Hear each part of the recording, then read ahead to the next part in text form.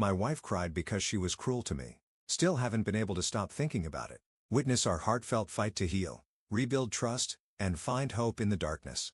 Hello. I've never posted here. I'm sorry. I really don't know exactly how to start to tell this story, especially because I know it makes me look like a total prick. My wife and I have been together for around 4 years, married after 6 months dating, and it's been mostly a dream since then, except for this one thing. She just likes to laugh and goof around, and a lot of her joking around tends to hit in the opposite effect than intended. I'm normally not gonna get upset about that kind of thing. It's not an everyday thing, but maybe weekly? Okay, ton of context out of the way now. Last night my wife and I both had a hard day at work. I think we didn't get to talk about it, because the minute we got home there was more work. You know how it is, dogs made a hell of a mess. Yeen. So we were pretty stressed and out of it, and all I wanted to do was watch the movie she picked out and go to bed, but then she decided it would be funny to drop a couple jokes about my appearance, specifically about one aspect of that appearance I have problems with. That day, I was just so tired and upset already, and I just looked at her and said ow. And she laughed again, but I didn't drop it, and I insisted on an answer to why she would say that about me. She asked what I meant, and I asked what response she expected when she made fun of me for my appearance, particularly part of it that she knew I felt bad about. I almost did the children's empathy talk where you go and how would you feel if someone did that to you. But I knew that would be condescending and wrong, so I didn't. Anyway, I wouldn't have gotten much out, because this is when the crying started. I didn't get to see it stop for long all night. Just big, heaving sobs, and shaking, telling me that she thinks she is going to have a panic attack all night long, because I scared her by being so serious.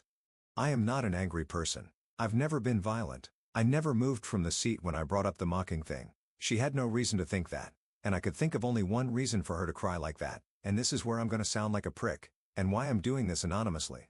She saw that I was calling her out for making fun of me for no reason and wanted to change the vibe and feeling in the room as quickly as possible, to instead focus on her having an episode. This isn't the first time this has happened, but it's the first time I've noticed a pattern. Step 1. She upsets someone. Step 2. She will have a panic attack if you don't comfort her right now, actually. Step 3. I shove aside any and all feelings I have on the matter, no matter what it is about, apparently including mocking me. But if I didn't, she would have a genuine medical episode and we could wind up in the hospital. If the person offended is not me, they may also be brought in for emotional support, but I will be. Do I really think that's what it is? I want to say no, say bad, but a part of me does. Don't get me wrong, 99.999% of me isn't a prick, but that very small part, it's something I cannot stop thinking about, and I don't know if I want to bury myself alive or go to marriage counseling, because one of us have a problem. Because if she is doing that, what? But because she isn't, instead I have the problem, and currently feel like I am going through some kind of psycho werewolf transformation type thing.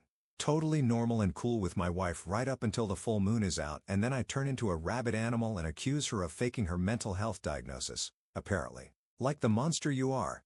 XD. Reminds me of a girl I used to call a friend. They could always dish it out. No breaks. The moment they're called out on it, they're a victim. If you feel this works for you, that's your business. But I don't talk to that girl anymore. There is nothing worse than to find out how alone you are, you in a room with another person you thought you could speak to and be understood by, and psyching yourself out of judging, quite fairly and justifiably, someone who refuses to acknowledge the most basic feelings you have is a bad move for yourself. She hurt you. You tried to address it. She didn't want to stick around for anything further, so she checked out. That's the facts. Crying works on empathetic people because it signals that things have gone too far, that some harm has taken place, and that you should stop whatever you're doing. But what you're doing is defending yourself in a civilized way. You're the hurt one, and the only one that should have stopped and needs to stop is her. That's nothing you should be second guessing. Quick_scheme 3120. I knew a girl like this too. She called my friend a fucking bitch, and when I tried to get the true story from her, she made herself the victim and was cruel to me to win the argument. We caught her stealing people's things on multiple occasions. Someone put a note up about their food not being communal, and she sent them huge paragraphs about uncalled for passive aggression and her low blood sugar. Marriage is far more complicated than a housemate.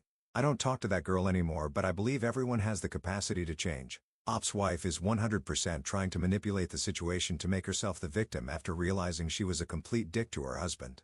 That would be a deal breaker for me. If OP wants to fix things, he has to address this toxic and manipulative behavior from his wife, demand she go to therapy, and lay out major boundaries.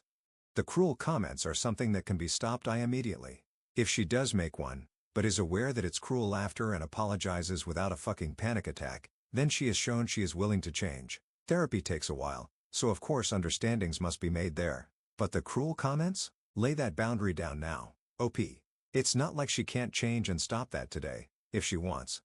Tasty_donut_ 9226. I went straight to she's trying to manipulate the situation. Absolutely manipulative, I think, aside from being cruel. And this here. Because this is when the crying started, I didn't get to see it stop for long all night. Just big, heaving sobs, and shaking, telling me that she thinks she is going to have a panic attack all night long, because I scared her by being so serious. ELP is going to end up getting accused of abuse himself if he is not careful. Please believe it, your wife behaving that way should be unacceptable to you. That is not the behavior of a loving partner. Of someone who respects you. She is being a bully, aside from dramatic, but then turning it around to make you feel like the villain of the piece. It is a load of BS. Do not fall for it. Yo-yo_ma86. This 100% this is emotional manipulation and abuse. Absolutely absurd. I couldn't handle this. Judgment, NTA. Update, 8 months later. So I didn't think I would update, because after we talked about my thoughts on the issue, it was an even bigger panic attack and sobbing and asking if I thought she was evil and all this other stuff that made me feel like a devil incarnate forever, even beginning to doubt her. We went back to the usual and I had to deal with more of it. I didn't mention in the last one, but this issue she had didn't just apply to me. It was for everyone and everything that could upset her, and no matter what therapy or meds she was prescribed, it did nothing at all. It wore me down so bad I was sleeping badly and just about lost my job because I couldn't focus, because what if she had a panic attack at work? What if I wasn't there and she needed me? We had been genuinely talking about her quitting her job, at least until we found something that worked to combat the stress and anxiety she seemed to be feeling all the damn time. All of which made me feel all the more pathetic after I found out she was cheating on me. The guy worked with her, and reached out to tell me because he didn't know she was married. I knew I couldn't confront her in person because her reaction would likely make me think the guy made it all up, somehow, despite having texts he showed me from and to her number, and photos I'd rather not discuss. I just moved out and took my dog. Calm down, she never even liked him that much, hasn't asked about him once. Anyway, I texted her that I knew and was going to talk to a lawyer and asked that she did the same. A lot of crying voicemails and saying she didn't know what I was talking about, followed by trickle-truthing in text messages while I was on my friend's couch. We're still in the middle of everything, but it's pretty cut and dry, hardly any marital assets worth speaking of, and the lease is in her name. I honestly am surprised by how little heartbreak I actually felt, coupled with a weird sense of relief. I definitely thought getting cheated on would be the worst thing anyone could do to their partner, but if it wasn't a dick move I would thank her. Anyway, thank you all so much for the advice, even if I was too stupid or weak of spine to take it at the time. It was helpful for just a little bit to not feel crazy. Comments. No Mechanic 3048. That's because she killed any love you had for her by constantly belittling you and then guilting you. Grunt Bugly. Not loving someone anymore sure does make it easier to leave them. View Acanthicida 8311. Yep, once the love fades, the clarity hits hard, and walking away starts to feel like freedom. Odd_welcome 7940. A lot of times cheaters are either the most secure or insecure people in general when they are having an affair. Sounds like some of her anxiety may have been made way worse by the fact she knows just how low her morals are. So she assumes the world is the same. I am thrilled to hear you're walking away. Even if she wasn't cheating, people who slowly weaponize tears are absolutely as terrible to be with as some who are mildly abusive. They slowly make you sit on edge 24/7. Make you always feel like you have to be perfect. It can be torture. I'm not glad you got cheated on, but it's at least silver lining that it's a great excuse to just walk away. Concola. Wow, I'm sorry you have to deal with this. Did her coworker tell you when the affair started? And does that coincide with when her panic attack started? Oop, not when it started, but when they started getting worse. Like it went from an occasional thing to every day I had to be on guard for what I or other people could say to her, because she was going through such a hard time. I am not the UP. Please do not harass the UP. Please remember the no brigading rule and to be civil in the comments.